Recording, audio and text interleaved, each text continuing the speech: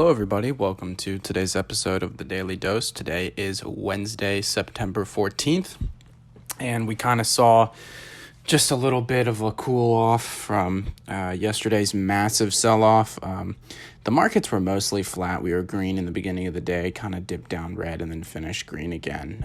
So we were kind of flat. Like the S&P 500 finished up like 0.34%.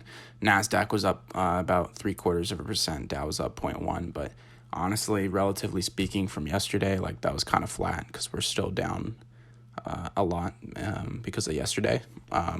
Obviously, the CPI index coming in a lot worse than expected was really what drove that sell-off yesterday. We were expecting a slight drop month over month from last month, and we were expecting to be at 8.1% year over year, and instead we saw an increase from last month and an 8.3% increase year over year. And honestly, the fact that gas prices are dropping as much as they are and the inflation's still going up, that just tells me that everything else is ridiculous. Especially for the average consumer, the average American's just getting hammered. Obviously, the average working person from most countries right now is getting hammered, especially in the U.S. and Europe. So that's really what set the market down, because now the market's really pricing in the Fed's going to have to be extremely hawkish.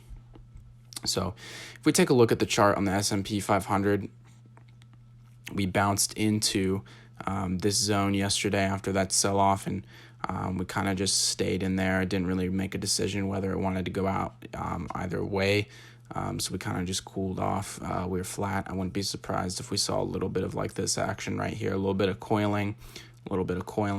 Seems like the last few times we've gone into this zone, with the exception of this drop when we got to the June lows, it was pretty, it likes to coil and go kind of sideways a little bit for a couple days. If we do break through this support, obviously the next support would be at around 3,700, and then from there it would be the June lows, and then from there I would have to map it out, but I would expect this channel line to get hit if we break through the June lows. So that's how we're looking on the S&P 500 as of today. Bitcoin has been trading in this range for, months now. Nothing new over here. Obviously, we had a really big green day and bull run along with the stock market, and then it sold off with the stock market. People have been really hard on Bitcoin in this entire sell-off, really combating the idea that Bitcoin can be an inflation hedge, saying that it's too correlated with the stock market. It's not an inflation hedge. All that. And they're right for this cycle. Obviously, it didn't hedge inflation well this cycle, but I think if Bitcoin is adopted the way that it should be and at its potential, then it definitely will serve as an inflation hedge.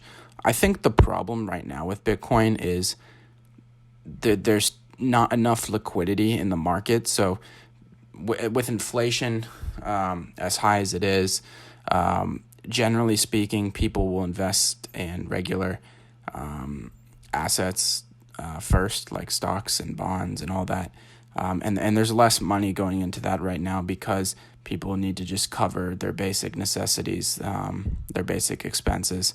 And they're trying to get the stock market at great prices, those who are smart enough to invest for the long term right now. And there's really not a lot of leftover money for people to invest in Bitcoin. And I also think a lot of people got spooked out of Bitcoin, and obviously there was a lot of selling. A lot of people have been washed out. I think that because it hasn't fully played out to its full potential yet, that every time there's this big bear market in Bitcoin, people get spooked and it sells off more than it needs to. And it could keep selling off from here, but I do think that's why it hasn't really served as like that inflation hedge in this cycle.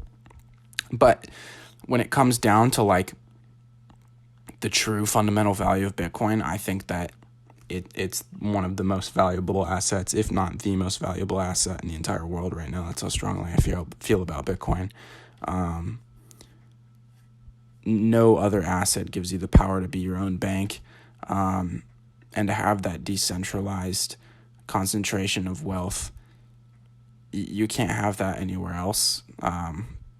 So I feel very strongly about it. But yeah, obviously it's sold off a lot in this crypto bear market, and it could continue to sell off quite heavily from here, frankly, if it breaks through the 17.5 to 17.7. But I think that would be a tremendous opportunity to get invested in it.